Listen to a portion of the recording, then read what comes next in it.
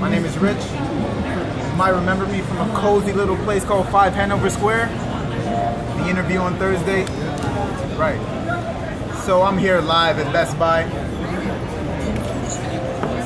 This is my home. This is where I stay. This is where I work. I'm here to showcase the Samsung Gear VR. This is the consumer edition, $99. It was released holiday 2015. Now, for those of you who are not too familiar with virtual reality, I'll give you a little primer. You may know about the Oculus Rift. It came out around 2012 in the development phase. It's the HTC Vive and the PlayStation VR. Now, these are not the first consumer applications for virtual reality. In the 90s, Nintendo and Sega were in their offices and in their laboratories creating virtual reality technologies. There's the Sega VR and the Nintendo Virtual Boy. 93, 95, both flopped miserably. This didn't even get out the testing phase. This one was a consumer release, it lasted less than a year. And you know what? Their hearts were in the right place. Virtual reality is a dream of mine. I've been following virtual reality and its development for the last year. And the Samsung Gear VR is one manifestation of virtual reality. And this nice little device here fits select Samsung phones. Unfortunately, the one that I'm filming with, the Galaxy S5, is not included. Yes, I know. But the S6, the S7, the S6 Edge, S7 Edge, and the Note 4 and 5 are supported by the consumer edition. So, let me just tell you a little bit, hey bro, tell you a little bit about the Gear VR. That said, it was released last year. Has 96-degree field of view, super high-res AMOLED display, also 60 Hz refresh rate. Now, compared to the other devices out there, the refresh rate is not as high, but that's a good minimum for VR. When it comes to interacting within the virtual environment, unfortunately, yet again, unlike the Oculus and the HTC Vive, there is no leaning or ducking, walking around your environment. Yeah, you're better off sitting down in a swivel chair so you can have that full 360-degree freedom of motion. Right? Now, Samsung Gear VR has gaze tracking, has head tracking, so it does left to right, up, down, 360-degree motion, all that good stuff.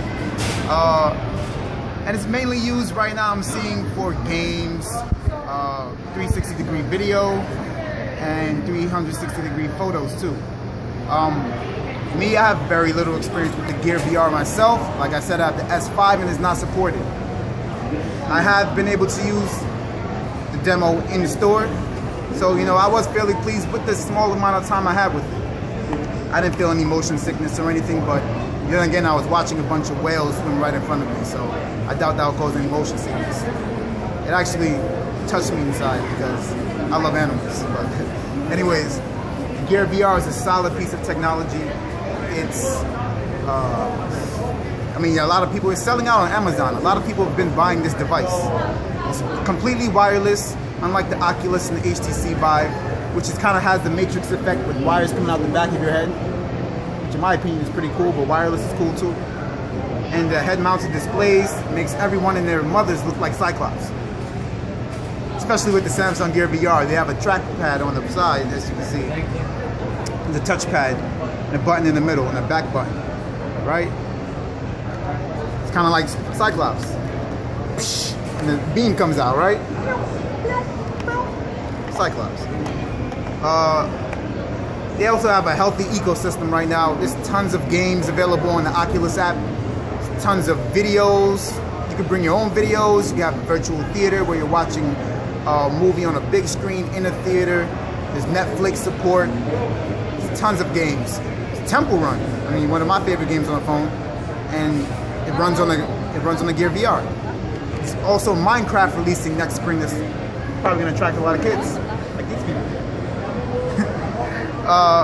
Okay, so versus the competitors, versus the Oculus, versus Vive, versus PlayStation VR, it's a healthy price tag.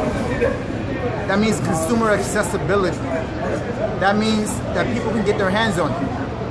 That means people can experience VR for the first time at a cost-effective price point. Unfortunately, like I've been saying, it's only available for the Samsung devices and a select few. Even I can't get my hands on it yet until I upgrade. And the Oculus is $600, Vive is $800. I mean, they're imminent. They're releasing at the end of this month and next month. PlayStation VR is $400. And you also have to get a bunch of additional accessories. The Samsung Gear VR is the headset and the phone. That's it. So, to be honest, I'm really excited. Once I get an upgrade, and hopefully if I start working for Mosaic, guys, working for Samsung, I'll get a free upgrade. And I'm really excited to be a part of the Samsung experience at Store 837. And you know what? If you guys, for some reason, don't happen to choose me, that's fine. I do have programming experience, so I guess I could get a virtual reality headset and create a world in which you did hire me. So, you know what, guys? It was a pleasure talking to you about the Gear VR. And you know what? Have a nice day.